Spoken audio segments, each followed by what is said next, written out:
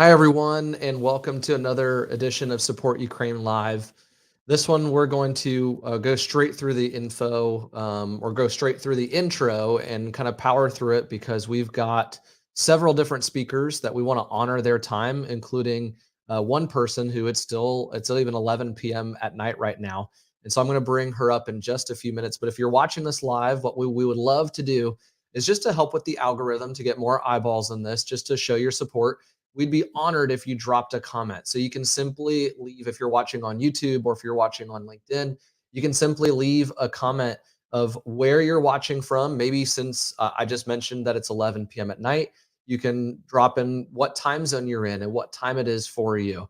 And so during this edition of Support Ukraine Live, we again just want to draw attention to the fact that there is still a war that's raging where Russia has invaded the country of Ukraine. And we want to just show our support for people that live in Ukraine who have had to flee Ukraine, for Ukrainians, for family of Ukrainians.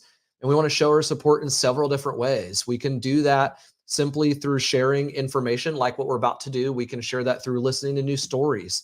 We can show our support by making a financial donation. So, if at any point in time you feel led to do so, you can drop. We're going to have maybe some different websites from previous speakers and from current speakers scrolling on the screen. So you can go to those and make a donation if you feel called to. You can make a purchase of something that you're feeling called to. So I see that Adam is watching here live with us. Thank you, Adam, for being here with us. And for everyone else that's watching live or on the replay, just thank you. Thank you for showing your support because we are now over 2 months. It's crazy to believe that we are over 2 months into this war and there still is not a clear end in sight right now. And so, again, we just really want to show our support. And going back to different ways, you can also show support by clicking the share button, by clicking the like button, by sending this to a friend of yours. Maybe it's the replay and you just want to share a replay with it. We do keep the replays here on LinkedIn.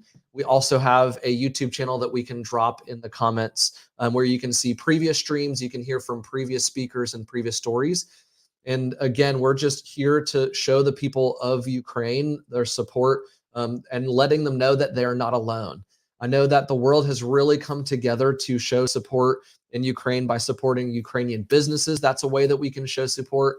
And through different governments sending different aid, and through nonprofits sending different aid, whether that's cryptocurrency or a fiat, like a regular currency, in different ways. And then we at Support Ukraine Live, myself and Fab and several others who have helped organize these, we do have a website that you can simply drop your name on a map. And we'll see if we can put that on the screen here in a second. But you can simply put your name on a map and let the people of Ukraine know that you support them from wherever it is in the world that you are in. And so, without further ado, I'd like to bring up. We've got Irina here with us live. Irina, hey, thank you so much for being with us. If you don't know Irina and you're watching this, Irina is the marketing manager for I'm going to try to get it right, Konica Minolta. And so forgive me if I mispronounce anything. But Irina, we're just thankful that you're here with us. And you can tell us live, where are you streaming from right now? Hi, everyone.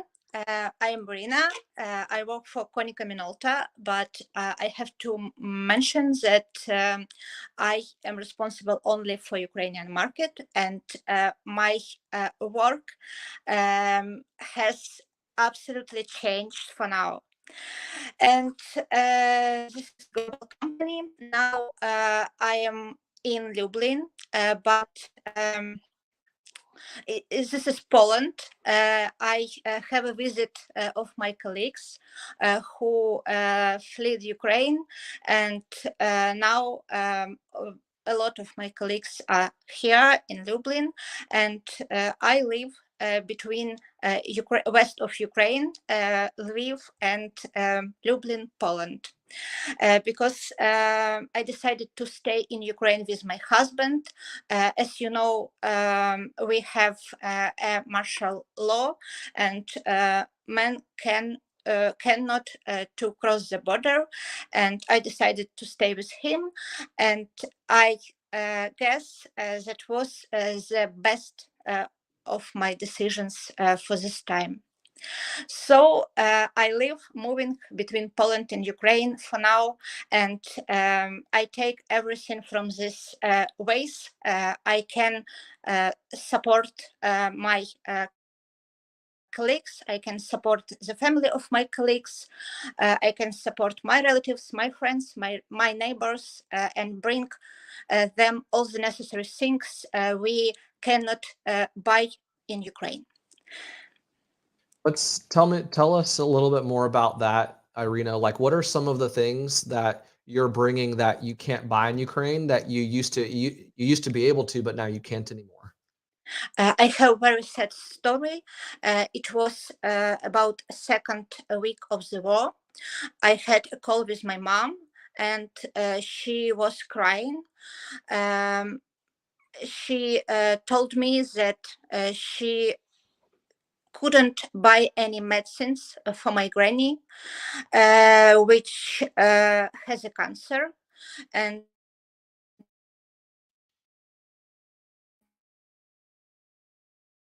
she need a lot of painkillers and a lot of and the shelves of the pharmacies were empty and empty. And it was so sad, and I decided I have to do something. I have to help all the people who stay in Ukraine, and it seems they have money, but they have not opportunity to buy the necessary things like medicines, for example. And we started our humanitarian aid project with my colleagues from Germany.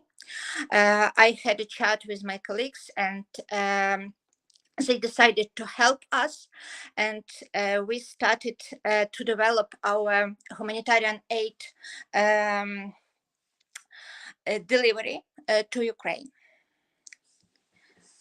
So And painkillers, you said painkillers, medicines from pharmacies, those are some of the more difficult ones.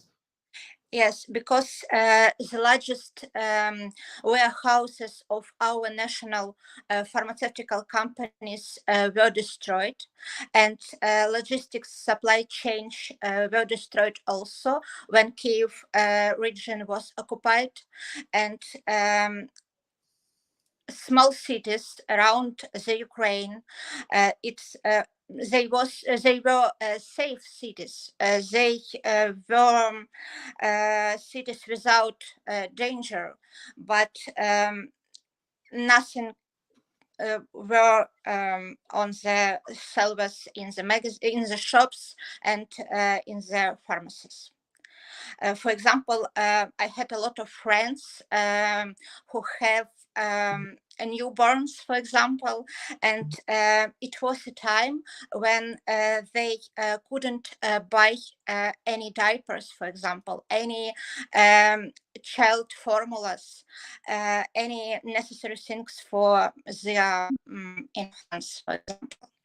Uh, to be honest, now the situation are getting better, but we have a lot of towns, a lot of villages, a lot of cities around the Ukraine with the broken supply chains. Got it. Well, hear me say, because I'm married, and so I can relate to what you and your husband must be going through. And my wife and I, we have a 4-year-old daughter and we have a 3-month-old son.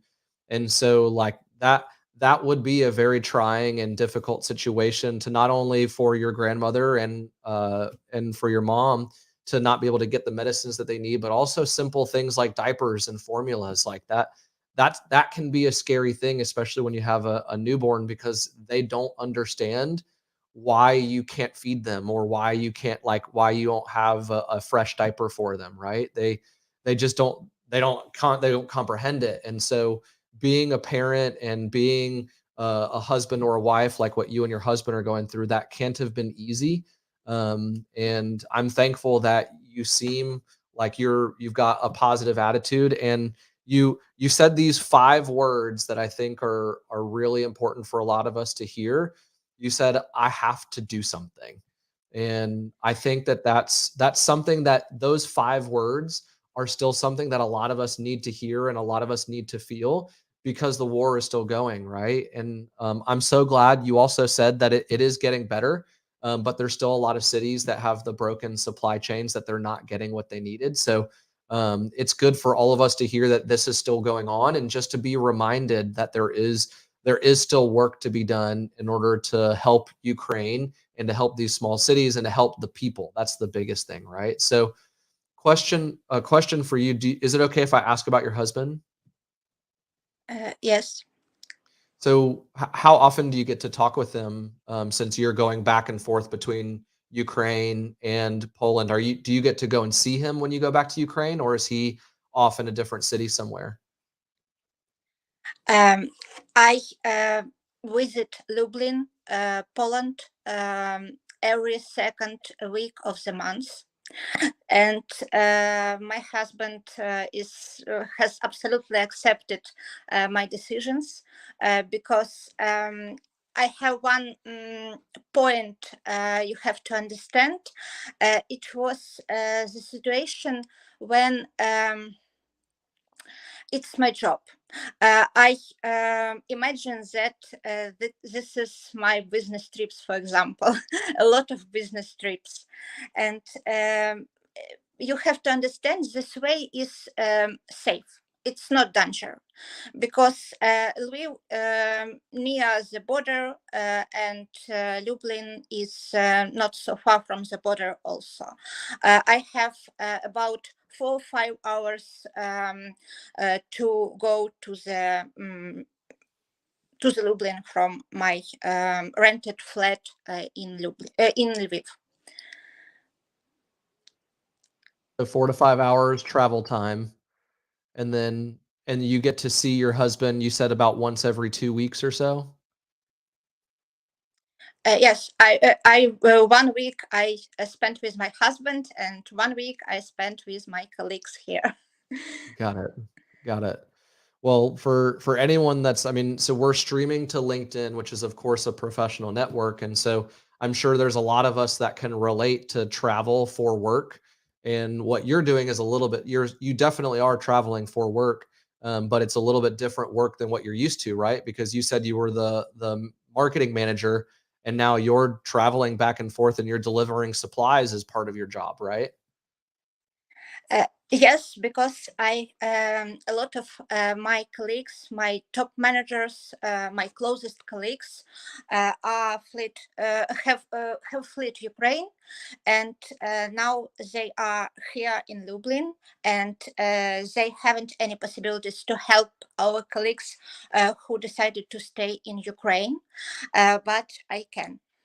So it's my mission. I love it. I love it. And Uh, yes, but you have to understand, we um, provide to our colleagues all the services, all the accommodation and food to stay here in Lublin. But about 70% of our colleagues have decided to stay in Ukraine with their closest ones. wow, that's a lot. That's a lot. Well, Yes. we'll definitely be thinking about and praying for your colleagues and for your family that's in Ukraine. And I wanted to say thank you again for coming and sharing. Is when you heard when someone reached out to you from our team about wanting to be a guest, or when you thought about being a guest, is there anything, any kind of message that you wanted to share with anyone that's watching and listening right now? Yes, I have one message. I have a few messages for you. Um, First one is we have to understand, we all, and have to understand that Ukrainians became the refugees absolutely different, because we don't run from our country. We are running from the war. We had everything.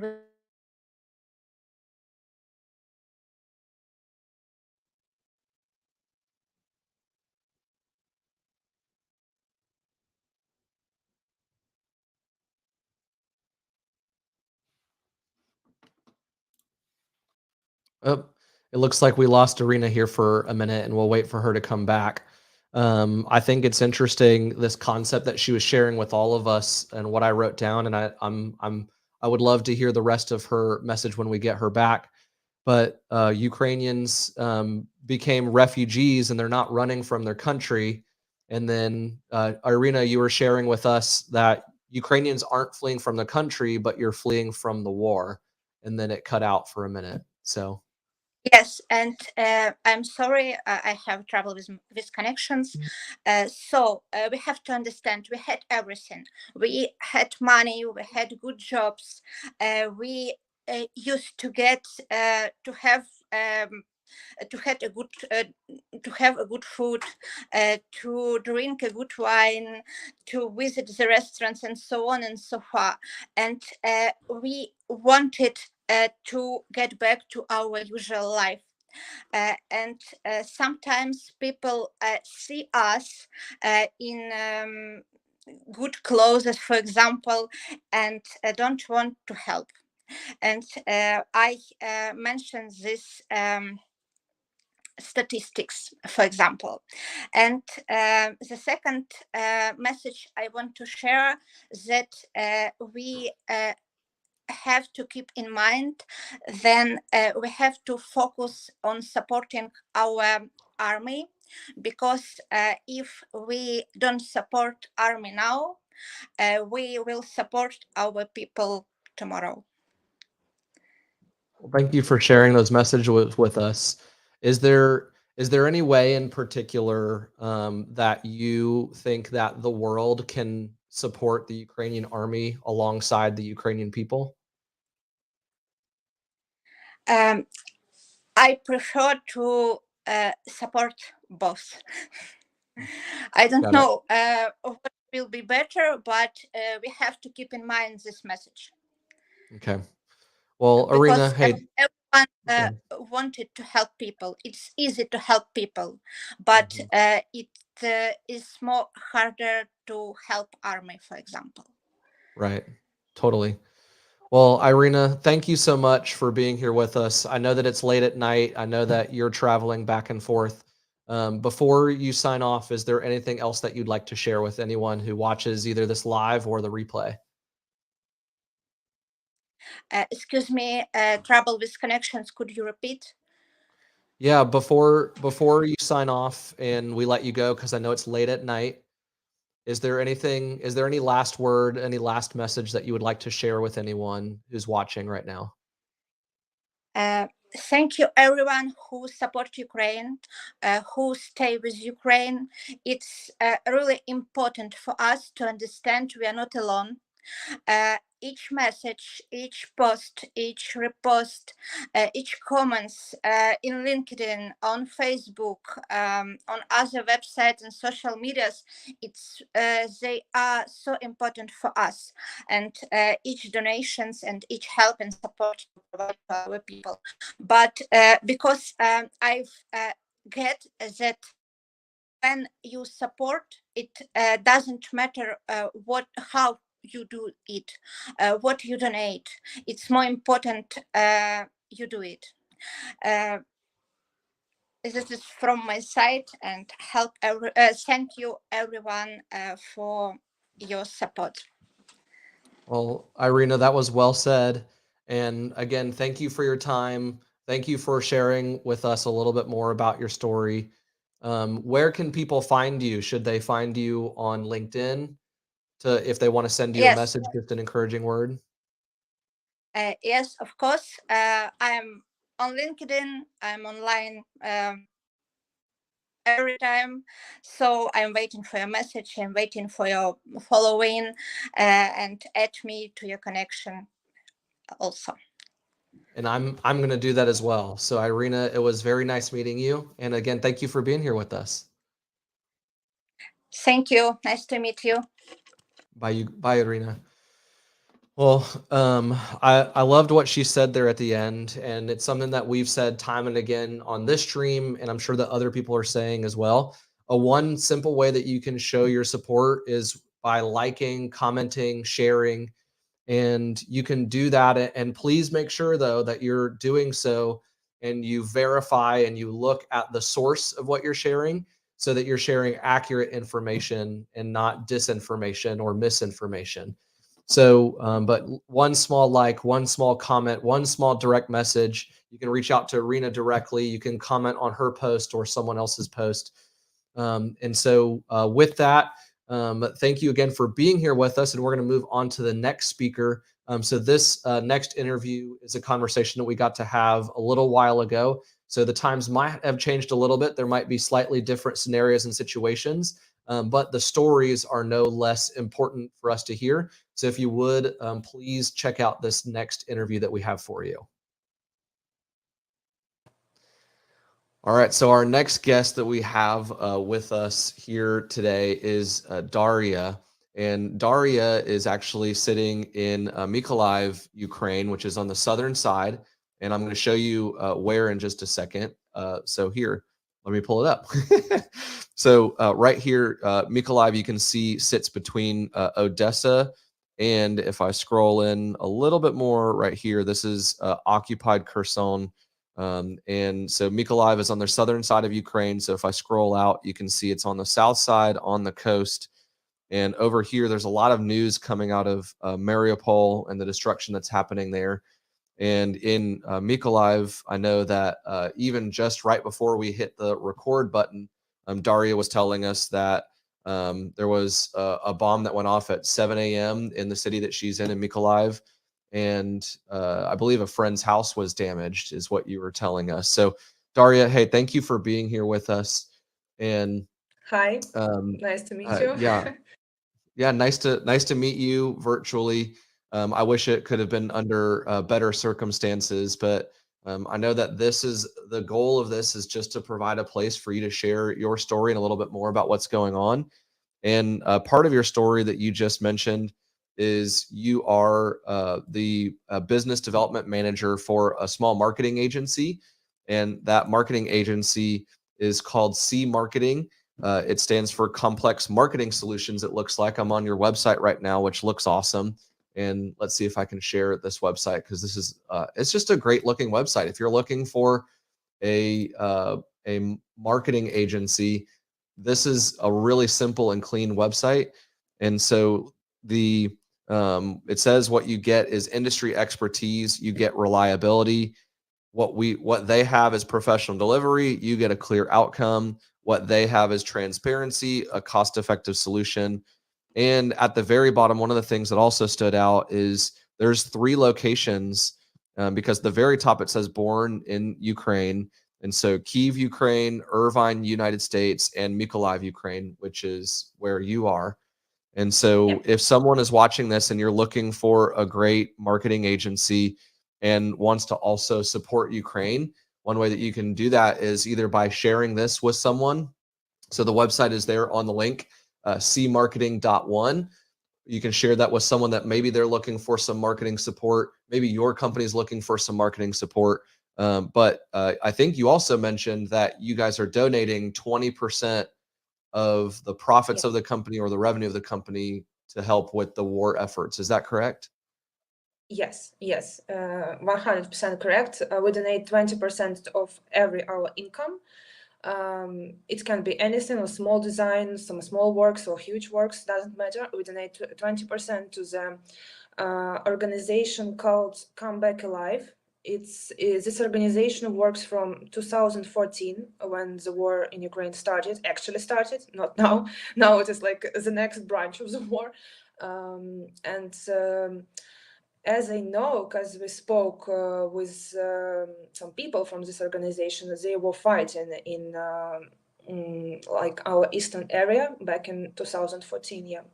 And now they're like helping our military people, our army, with equipment, with like with getting dressed, with all this, yeah. Yeah, Come Back Alive. I've been following on Twitter for a while now, and I love number one, their transparency, and then number two, what they're doing specifically for the men and women in the military. And on their Twitter account, they are posting, hey, we just delivered these bulletproof vests, we just delivered these computers, we just delivered these drones. And then they also sometimes share the story about that equipment in action if they have the pictures or the videos, as well as they also share a little bit more about like what those are going to be used for and why they're so Mhm. important. Mhm. So I've been following about following Come Back Alive on Twitter and doing my best to even retweet and like what they're doing. And I think that someone else has come on and promoted it as well. So thank you for sharing those with us. I think that those are super important. And Yeah, I know thank that you. yeah. Well, and I know that part of the way that we can support Ukraine is by supporting Ukraine businesses, so that Mhm. we can help keep the economy going, which is going to pay for taxes, which is going to pay for even more rebuilding after the war is over, and right now, of course, helping to push back the Russian forces. Um, question for you, Daria, and I haven't asked you this. We haven't done like a whole pre thing, so Yes. all of these questions are kind of off the fly a little bit. But tell us a little bit more just about who you are and where you're from in Ukraine. Okay. So I was born in Ukraine, lived my whole life in Ukraine, in Mykolaiv. I studied here, went to school, and so on. And now I continue working in Mykolaiv, Ukraine, in like and as you already mentioned, in marketing agency. So yeah, I never like left this city for a long time. Okay. Of course, I traveled like different regions in Ukraine, but I never left the city, and I don't want to do this really to leave Mykolaiv. For someone, it may sound stupid, like you're like bombs are falling here. Why don't you relocate to Western Europe, to Lviv or somewhere else? But I think that I can be more useful here, both like with working in my like common work, daily work, and in the volunteering, helping our friends and relatives, because I have a lot of friends in police, a lot of friends in territorial defense. It's both my friends and my parents' friends. And they, of course, need water, food, and cigarettes daily. So it's easier for me from here, like to go out, buy something, and get something. These things, because I think that if I would be somewhere in Europe right now or in Western Ukraine, I will feel myself like useless, Mm, that I can't do anything more like than just sharing. Because my good friend relocated to Lviv with her daughter. Her daughter is like 1.5, and she said like. I got an apartment and I went outside to the volunteering center to get some work. And they didn't give me work because they like gave me like food for me and my child. They gave me the blankets and so on and so on. Like I can't do anything. They don't give me work. I just sitting and waiting this to stop. Because and yeah, like this is one of reasons we are not leaving, because here we can do something actually. Yeah. yeah. Well, and that says something about you, because that means that you really have a heart for your city and a heart for your friends and a heart for your family and a heart for your people. And I'm sure a lot of people who are going to see this, who are watching this, are there. They can feel and relate the same way. Now, like I've got a lot of friends where I grew up that they the same thing. Like they love the city where we grew up. I left the city where I grew up to go to school and to go to university, and then moved around a lot. So my story is a little bit different. But there's plenty of people, not just in Ukraine, not just in Mykolaiv, but worldwide, that could relate and say, "Yeah, I grew up here." And I've traveled and I've visited other places, but this is the Mhm. city where I live. This is where my friends are, where my family is. And so they decided to stay also. So I'm sure there's a lot of people that can relate to what you're talking about. So tell us a little bit more. You were telling us that like 7 a.m. You woke up the other morning and something happened. So what, like how often is something like that? What happened, and how often does something like that happen? Yes, it was yesterday at 7 a.m. and yesterday at 3 p.m. I think it was 2 times. And the hardest thing was that we didn't have like an air sirens, all of this, because we had like an app that tells when it is like air hazard, something like that. An air raid, Uh, yeah. but that morning there was nothing, and we just heard like something falling from the sky, and like this is cluster bombs. Okay, they're not allowed to use by Geneva Convention. This is how it's called. Yes, in English, Geneva Convention. Yeah. Yeah, the Geneva So Convention. Yep. Geneva. Sorry. You're okay. So these things, these cluster bombs, are not allowed to use because it's no point like in military actions. They don't harm like airplanes. They don't do anything to tanks. They just designed and constructed to kill people. That's all. And these bombs fell on like my friends live in like 2 houses, like they're like this and this house, and the bomb struck between these houses, and like these particles, metal particles, blew up everywhere. So like there is no electricity at their house and no gas for now.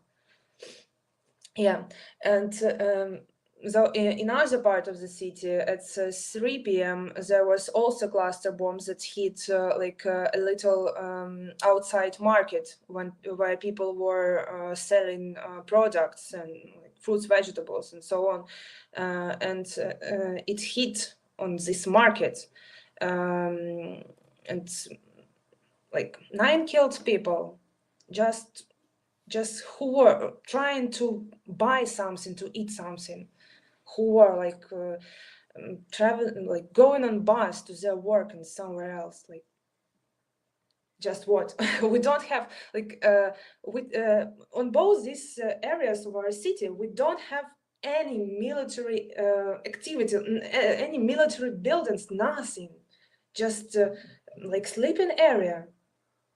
Why? What they were trying to do, I don't know. I don't understand this.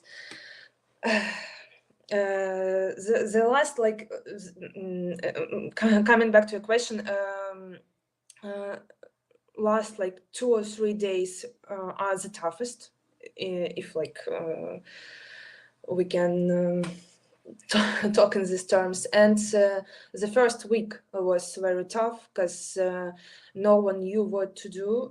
There was a lot of propaganda. Everyone was resetting each other, like retweeting some posts with some stupid information. Now we know that this is not true. Some bullshit. But at that time we thought, yeah, it's true, we must leave, we must go to the basement, we must do something, the city will be bombed and so on. Yeah, these days were tough, but at that time it was only words, but now it's really happening. Yeah. Well, and on that note, you shared with us a rule that you have in Ukraine now. That's kind of like a rule to follow. If you can't get to a basement or a bunker right away, there's a 2-wall rule, right? That's what you're Yeah. sharing. So Yes. can you tell us more? What is the 2-wall rule? Yeah, it's like you must hide above the 2 walls. For example, you're in your apartment, like it's an apartment building, and so you live on the 7th or 8th floor, so you literally can't as quickly as possible like go downstairs to the basement or bomb shelter. So you can just like go to the bathroom, because it's like the first wall is like the main wall of the building, and the second wall is inside the building. The first one protects you from the huge damage, and the second one protects you from like small particles of the bomb or of stones or glass that's coming to the house. Like you can protect yourself, and after the alert is over, you can go outside, go down, and like look what you can do. Yeah. Yeah. Well, and that's practical. It's not something Yeah. that I've ever heard of before, but it makes a lot of sense.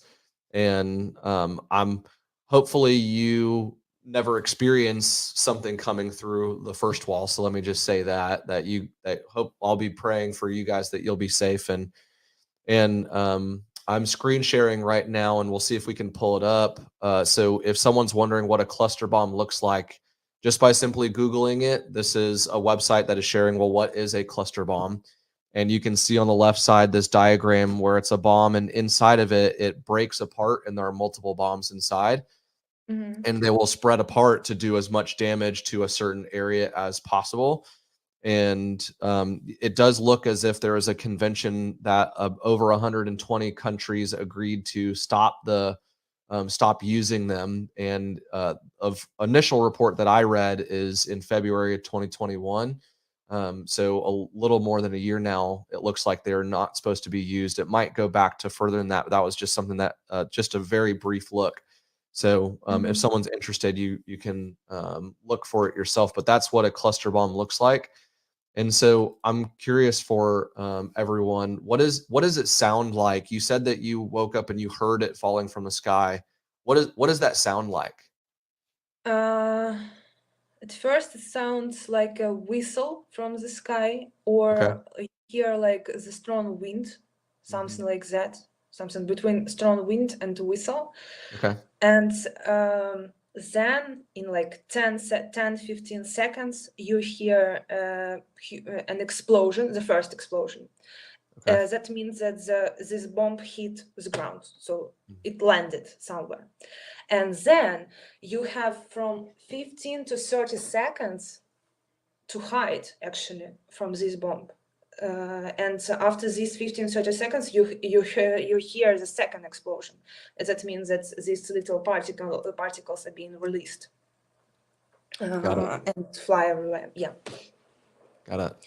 So it's like you have some time between like these strikes. Got it. Got it. But now it's spring in Ukraine, and we live like in a field area. There is no like big forests around us or big mountains that can like soften this sound or soften the wind. So we have very strong winds now, and even now I'm sitting here and I'm listening that. What it is there is a wind out there, or there is someone trying to get their car started, or what is happening. You don't know like when it will start. Yeah. Yeah, I can imagine, because I mean, I live in Florida and we get strong winds also. I live on a city Yeah. on the coast, and so the wind is very strong here also. So just hearing a whistling, if I mean if it's just, yeah. So Yeah, see, that it's very common. It's very common. You never right. before 21st of February, I never thought that I will be listening to the wind and thinking there is a hazard somewhere. Like I need Right. to hide or something else. It was only wind outside. Okay, like summer breeze or something like that. Now you need to listen more careful to know what's going on. Yeah. Yeah. Well, thank you for sharing that with us. I always don't. Sometimes I don't know whether or not to bring up certain subjects because I No, don't it's want. okay. You can talk about everything you want with me. I am like I'm very open to Okay. I speak with Russians daily. Okay, I, I have a part of my family in Russia who is saying that nothing is happening in Mykolaiv. I send them pictures. They say, "Oh no, it was your army." So you can say whatever. I won't be harmed. Okay, it's okay. So you're even dealing with that in your own family. These are family Yeah. members of yours. Yes. Part of my family is in Russia, and mm, the strengths these people were zoned by the propaganda, by their people at power. How can I call it? Is massive. In daily life, it's beautiful people. They are so kind and so on. But when we're speaking about this, like, like the war begins between us. Yeah, literally. We don't understand each other. Yeah, they try. They want to believe their television, and what can I do? If they are comfortable with what they're seeing, okay. I'm very grateful that the rest of the world sees the truth, and everyone is not taking into the account this Russian propaganda, and they really see what's going on in Ukraine, especially yesterday in Bucha, or not yesterday, several days ago in Bucha, what everyone saw. My relatives from Russia said that it is a theater. This is actors, and please take these theater decorations off from the streets. What can I say? Yeah. I don't know if there's much to be said. I mean, what would you say to that? I don't. Repeat, please. It was like lack on. Yeah, I was saying that there's not much to say. There's you. I mean, I guess then you wait for more pictures, but you also hope that there's no more pictures. There's no more videos, right? Like there's Yes. so yeah, I'm sorry for what you're having to go through. Like one, it's family, and you would hope that family like would see your point of view and listen to your point of view and trust that you're not trying to lie to them, right? Like you're just sharing with them what's actually happening in your life. So yeah. Well, Daria, hey, thank you so much for being with us. Is there anything else that you would like to share with anyone who's watching this? At first, thank you too for having me here today with you today. I was really glad to meet you, both you and Fab, and really enjoy talking to you. What I want to say, let me think. So, for those who are out of Ukraine, in US, Europe, Australia, Antarctica, anywhere else, and you're thinking that you don't do much, you think that you don't do much, it's okay. I personally feel the same, that I could do more, but simple donation, simple like small talk with your friends and discussing what is going on in our country, simple repost on Twitter or LinkedIn, on Instagram, anywhere else, is really very valuable, because one thing is the country where you live and your government, and who like makes decisions on like this upper level, but it is we people who really who really talk, or who really make decisions.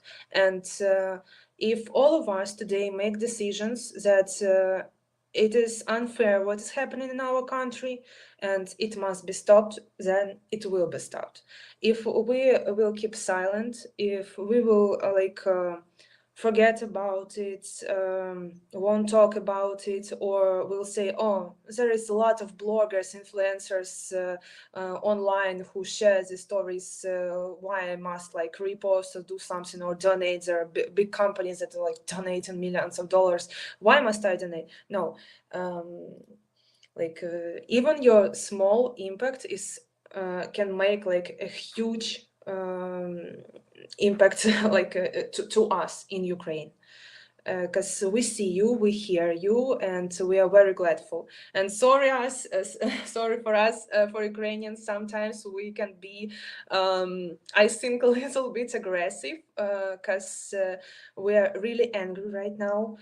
We are struggling right now, and we not always have time to recheck or like rethink what you are trying to say, like when someone is pointing out something from Russian propaganda and so on, and saying about this, all these words about Nazis and demilitarization, denazification, and so on. Yeah, we can be sometimes a little bit rude, but still we are very grateful here that you see us and you believe in us and you support us. Yeah. That was well said. That was well said. Well, and I mean, on Ukrainians' behalf, like this is a perfect example of why a country has the right to have a military is so Yeah. that you can fight off aggression from another country, just like what Russia's doing.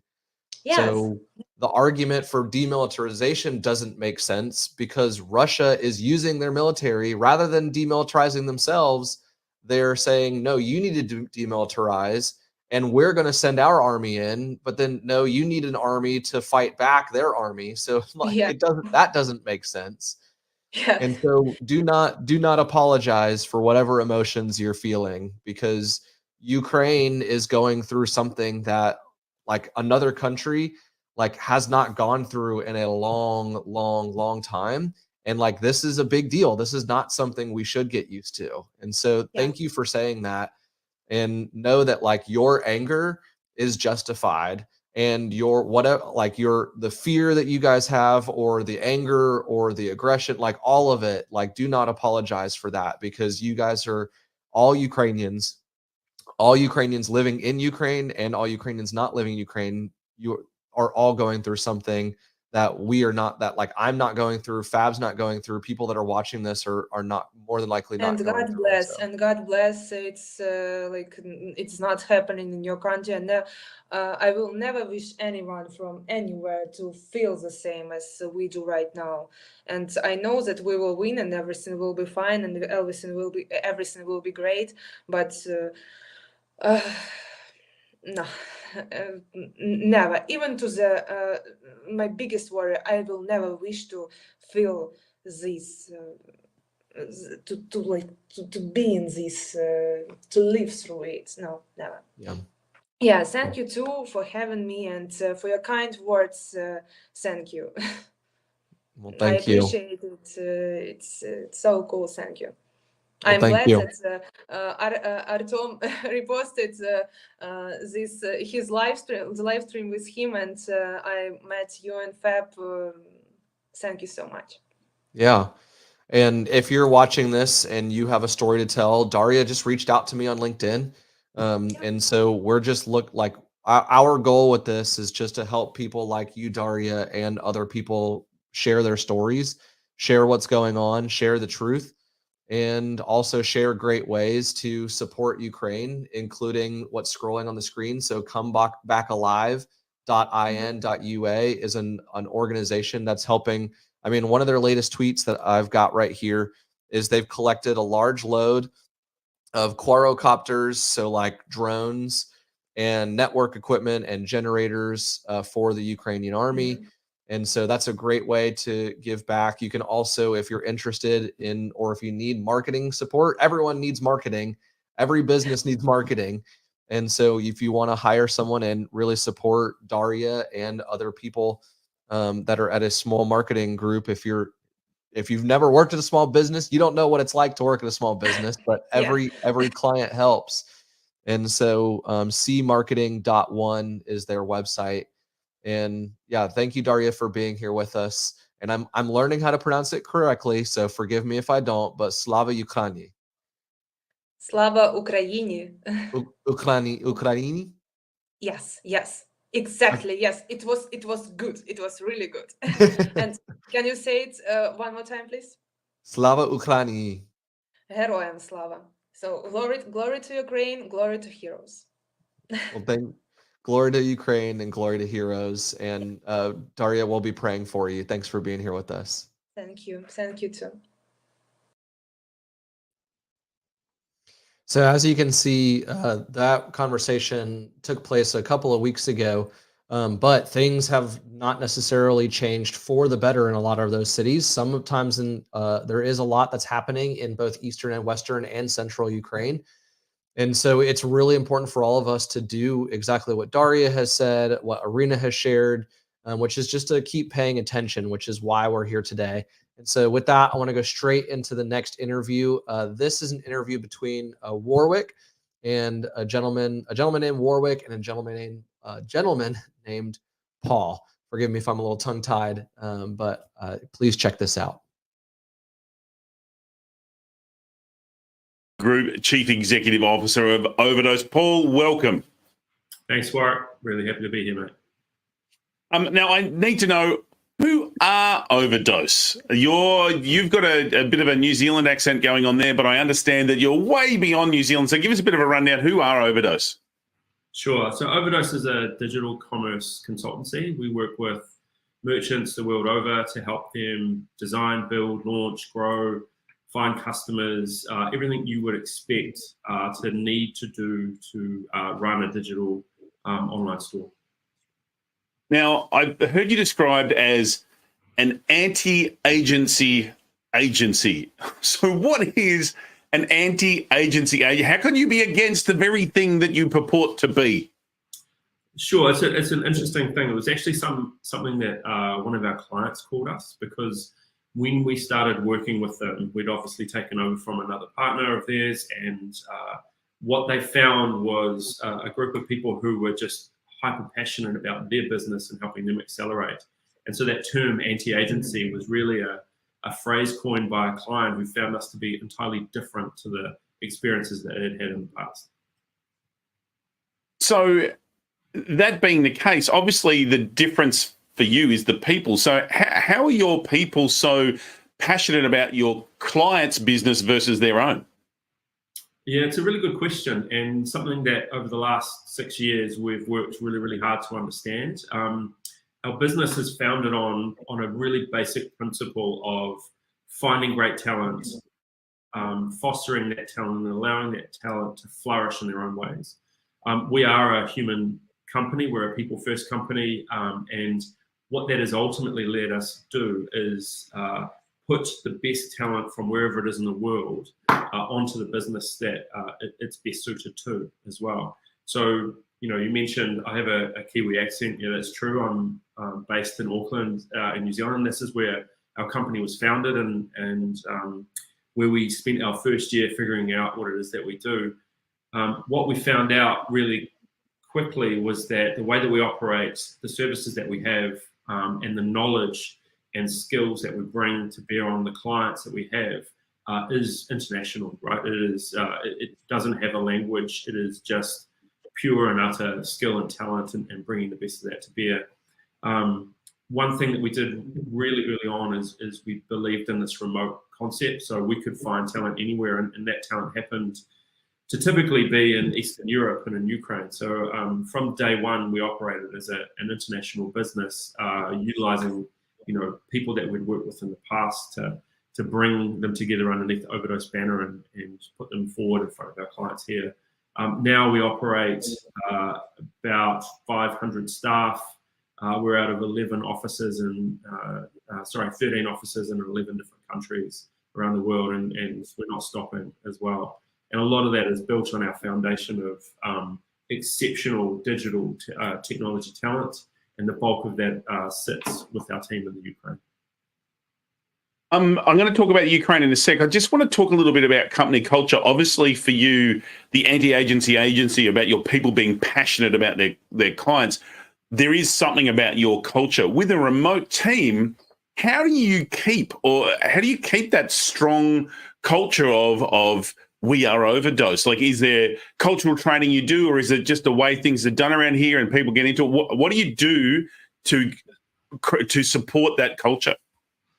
I think the first thing is connection. So as a business that works in multiple time zones, has people, doing different services, different skill sets. One of the things that we started out doing from day one was believing in a flat structure. So regardless of your title, where you were based, everyone came to work in the hour that they spent on a client is the same amount of time, right? Our currency in terms of time is the same.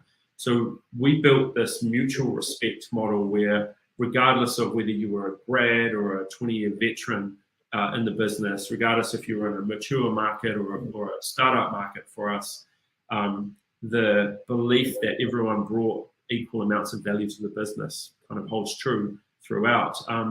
The second thing is really staying kind of connected from a vision standpoint as well. So making sure that everyone who joins the business, particularly new offices, so we've launched in the US recently, I spend a lot of time working with each of the offices to talk to people in a way that makes them feel like they're part of something that isn't just a corporate culture. It's actually, you're working with a guy down in Auckland, New Zealand, who's got, 3 kids and a wife and, all of the kind of trials and tribulations of real life, right? We're not a facade, right? We're human beings that just want to do the best we can. And we've built a business that we want to work in. So I think you can't help but have a culture that mirrors the type of, the type of people that we think we are. And that attracts, those types of people into the business. You were talking about how you're keeping your team very human being or very human. I noticed that you do Party Shirt Friday. Is that something that was specifically done to make everyone a bit human, or is that just a fun thing? How did that come about? I'm just really interested in Party Shirt Friday. Yeah, so when we first came out with the company and we were trying to build out our website, I think we struggled really with trying to define what it is that we did. So instead of doing that, we said what we didn't, right? And we used it as a bit of a kind of lighthearted view of the industry that we were going in. And a couple of things within, that we don't do is we don't wear shirts. We don't hate Mondays. We don't believe the hype. We don't know the Colonel's secret herbs and spices. And out of that came this belief that Fridays were about fun in our business, right? People work their asses off. Our clients are 24/7 in terms of what they do online. So we thought we would just bring this casualness to the business that meant that people could feel comfortable. And Party Shirt Friday was born really from a couple of our leaders just turning up in Hawaiian shirts one day. And just, it was one of these crazy things. And as it took off and new officers came on board, you could see them just absolutely running to this idea of this casual approach to it, right? Like no one here wears a suit. Everyone here is willing to kind of make fun of themselves. We don't take ourselves seriously. We take our client's business seriously. It's just that it's the perfect example of, what it is that we believe in, right? And party shirts, who doesn't love a party shirt on a Friday? That's right. And on a Friday, it's a nice way to end the week. Now, we talked earlier about Ukraine. Tell me again, what's your connection or what's Overdose's connection with Ukraine? Sure. So as a business, we're reliant on about 40% of our team being in the technology space. So we design and build websites for retail, right? So e-commerce stores. And finding that talent globally is challenging, but we already had a connection with a number of people in Ukraine, and that was our foundation to be able to work rapidly and deliver quality work. That grew with us, and so the 2 guys that started from day one as part of Overdose contracting in has now grown to 240 people operating from Ukraine. It is I'd say the heart and the soul of our business in terms of the people there, the passion. Everyone in our business is client facing, and so you can imagine 240 people from Ukraine being on client calls, operating in Slack and communicating with clients. You can't help but feel absolutely hyper connected to that. And now, we've got leadership there. We've got people who we treat as family. We spend a lot of time bringing people into our different offices and also sending people to travel there and create that kind of deeper personal connection as well. So, it's hard for us right now to see what's going on, but it's something that we believe in 100%. If you look after your people, everything else comes. Yeah. So tell me, what's been the impact on your business? All of a sudden, are all of you team in Ukraine out of action, or how has it impacted on your business? I want to talk about the humanity in a sec, but for now, how's it impacted your business? Far less than what we thought it would be, but equally far greater in terms of the emotional connection that's happening at the moment as well. When the signs, the writing was on the wall, late last year, that there was a lot of activity happening on the borders. We had a number of clients, particularly international ones, showing a little bit of concern because they knew that they had, key people within our team working on their business based in Ukraine. So lots of conversations that were going on. We, talking with the guys on the ground there, the answer was always, it's never going to happen, right? This activity is constant. Nothing will ever happen. We're neighbors, we speak the same language, basically. We've got family there and they've got family here. So it just doesn't make sense. So it's never going to happen. We were prudent enough to understand that we needed to put in some plans to do two things. One, diversify the risk in our business, right? We couldn't afford to have 200 people just go offline overnight. So we already had a diversified technology team that was spread around different parts of the globe. The second thing is we were most concerned about making sure that our people on the ground had options. So if they were in an affected area, if there was conflict that was coming their way, that they had the choice to move or to relocate outside of Ukraine. And we have an office in Berlin in Germany. We've got people in Poland and in Romania as well. So we were talking with them quite actively prior to all of this kicking off to make sure we had things like accommodation options, the ability to redirect finances out of Ukraine into euro, so that if people were arriving into different parts of Europe, that they actually had funds to operate from as well. When it all kicked off, we figured that we would lose probably 85% of the capability out of that region. The reality is we have got about 87% of people turning up to work every day. And the dedication is remarkable. The impact to our business has been negligible. Most clients were expecting to have 1-2 month delays. They've had, maybe 1 or 2 day delays.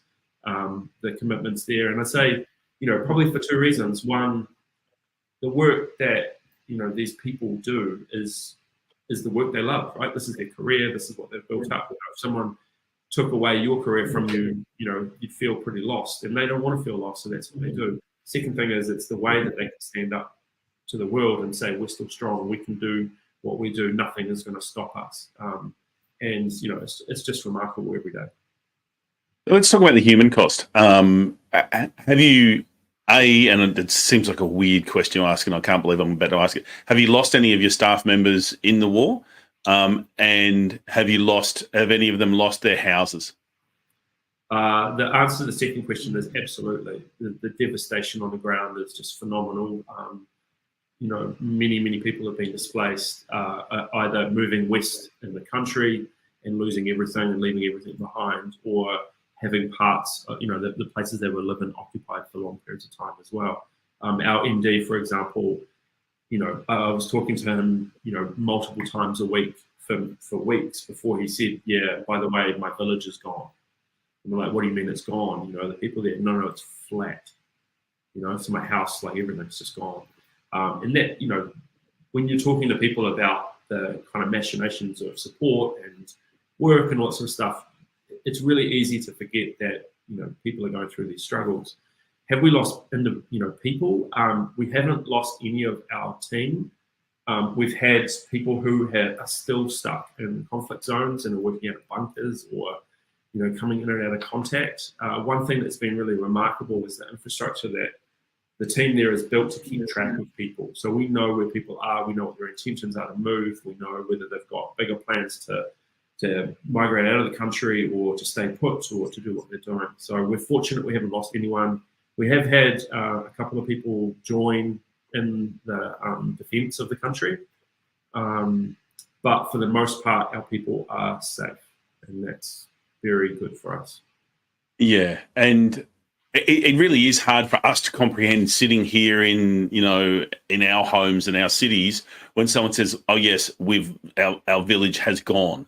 Like, it's just the impact of that. So what's been the impact on your non-Ukrainian staff? What's it been? Because obviously there's having such a people-focused culture, to have a significant portion of your team living through war and having their lives at risk. How's that impacted the rest of your team? I think just the heartfelt empathy that has come about immediately. Financially, we're incredibly stable, and we've managed to continue to send the monthly salaries, and everyone's getting paid no matter whether they turn up or not. So we're doing that. We send about $750,000 a month in USD, that way, and that won't stop. What we found though is that our staff just wanted to do more. I mean, these are people that talk daily, right? They've got messages going backwards and forwards. They're working collaboratively on, projects and clients together. So you can imagine, if someone that you just deal with every single day was in such a terrible situation, you couldn't help but feel immense amounts of empathy. One thing that did happen is our people wanted desperately to just give, right? So we set up a Give a Little page, and we had staff donating, $10, $20, $100, $500 of their own money. We had kids, children of staff wanted to donate pocket money. So that's been incredible. Our global partners, from a technology standpoint, have been remarkable in support. I think, no one prepares you for this. No one can teach you this. There's no MBA out there that discusses, what happens if your office, is caught up in a war or anything like that. Our kind of whole way of operating is think about the people first, make sure they're safe, make sure they've got options in front of them, and everything else will come from it. And so far, touch a lot of wood, it's working out. Yeah. As I said before, a lot of us are very distant from what's going on in Ukraine because we don't have that connection that you and your team do have. What can we do? Because I know a lot of people will see it on the news and will think about what can we do. So from your perspective, having people on the ground, what can we do? I think first and foremost, just show support, right? Be public about it, post to your social media channels, and just show that you are thinking about it or you are aware of it and you stand behind and beside Ukraine. I think the second thing is, if you have a voice with your governments, lobby the government for more support as well. The more that the world can show that they stand behind Ukraine, the more it is just untenable for Russia in that situation. And then I guess lastly, and this has come up a couple of times, and I've seen it through social media posts and stuff like that. Stick by your people. If you have team members in Ukraine, don't leave them. Right? They are, if they've been working on your business for years and they've been supporting you, this is the time to support them right now. Yeah, fantastic. Paul, thank you so much for your time today, and thank you also for the great work that you and the rest of your team are doing to support people in Ukraine. I'm sure it's making a big difference to them knowing that they are not alone. So thank you very much. Cheers, Warren. Appreciate it. And thanks for the opportunity to talk about this too.